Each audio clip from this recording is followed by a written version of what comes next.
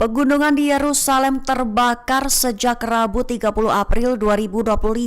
Api dikabarkan hampir melahap pemukiman Israel di Yerusalem yang diduduki. Namun walaupun kondisi darurat, pemerintah Israel menolak bantuan dari otoritas Palestina. Mengutip Tribun News pada 1 Mei, hal itu merupakan hasil laporan dari media Israel Kan pada 30 April 2025. Lebih tepatnya dilaporkan bahwa api mulai mendekati pemukiman Zionis di Yerusalem yang diduduki. Diketahui otoritas Palestina menawarkan bantuan, namun pemerintah Israel mengabaikan usulan tersebut. Israel justru mencari bantuan dari 5 negara lain termasuk Siprus, Yunani, Kroasia, dan Italia. Sementara itu, Times of Israel melaporkan bahwa kebakaran terlihat berkobar di dekat tank-tank yang dinonaktifkan di Yad Lashirion, situs peringatan dan museum korps lapis baja di samping latrun di luar Yerusalem. Dalam rekaman video yang beredar luas, di dekat lokasi tersebut terlihat deretan kursi yang berjajar disiapkan untuk upacara Memorial Day, namun telah dikelilingi oleh asap kebakaran yang terlihat di latar belakang. Hingga Rabu 30 April dilaporkan bahwa sedikitnya 12 orang menderita sesak napas akibat api berkobar. Hamas memberikan sinyal kuat untuk mencapai gencatan senjata di jalur Gaza. Bahkan usulan barunya yang diserahkan kepada Mesir disebutkan Hamas siap menyerahkan senjata-senjata beratnya termasuk roket. Demi mencapai gencatan senjata, Hamas akan berhenti menggali terowongan, melatih dan merekrut pejuang. Selain itu juga akan berhenti mengembangkan senjata perang dan sejenisnya. Diketahui Hamas akan menyimpan senjatanya di gudang dengan pengawasan Mesir. Hamas menilai sejumlah senjatanya itu merupakan senjata pertahanan yang berbeda dengan senjata serang. Sebelumnya Mesir tengah menyiapkan usulan baru soal gencatan senjata antara Israel dan Hamas di Gaza. Menurut Mesir, usul baru akan memenuhi permintaan Israel dan Hamas secara berimbang.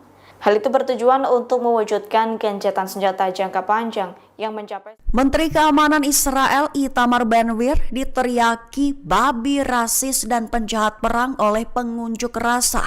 Lokasi hujan cemoohan ke Ben-Gvir itu terjadi di gedung tempat rapat para anggota DPR Amerika Serikat pada Selasa 29 April 2025. Mengutip Tribun News pada 1 Mei, hal itu menurut laporan utama dari Sky News baru-baru ini.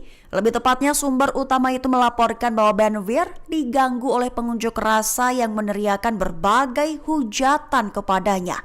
Menteri sayap kanan Israel itu diteriaki penjahat perang hingga babi rasis. Namun ia tak semata-mata bungkam. Ben-Gvir justru membalas pengunjuk rasa dengan berteriak, "Kalian membunuh bayi." Dilaporkan bahwa kunjungan Ben-Gvir ke Amerika Serikat tersebut mendapat banyak penolakan. Di satu sisi, Ben-Gvir mengklaim bahwa para legislator Partai Republik mendukung keinginannya untuk mengebom gudang makanan dan bantuan di jalur Gaza. Namun sehari kemudian, Kementerian Luar Negeri Amerika Serikat membantah pernyataan Ben-Gvir dan menyebutnya sebagai bertentangan sepenuhnya dari kebijakan Amerika. Yaman mengklaim telah menjatuhkan jet tempur Amerika Serikat jenis FA-18 sekaligus menghantamkan drone ganda ke target vital militer Israel.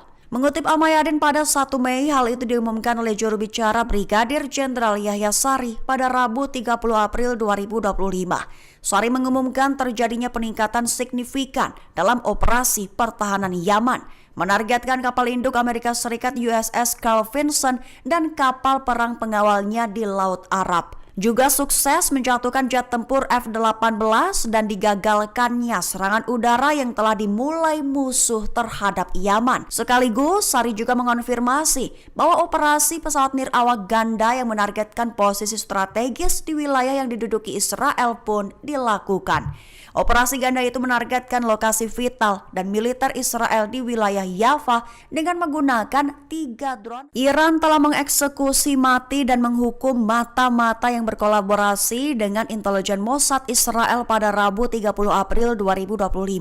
Mata-mata itu diketahui adalah seorang warga negara Iran. Mengutip Tribun News pada 1 Mei, kabar itu menurut laporan dari sumber utama Mizan News baru-baru ini.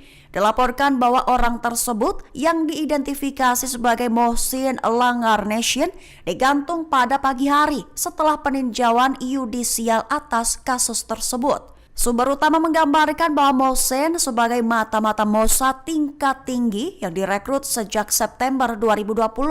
Dia dituduh melakukan operasi teroris, termasuk pembunuhan perwira Garda Revolusi Hasan Syayad Kodai pada bulan Mei 2022 lalu.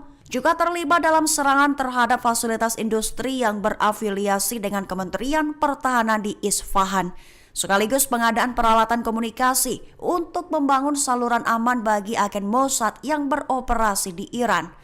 Mohsen juga dituduh membeli dan melengkapi kendaraan untuk keperluan operasional, mentransfer dana dari petugas Mossad ke agen di Iran, dan menyewa rumah persembunyian di beberapa provinsi.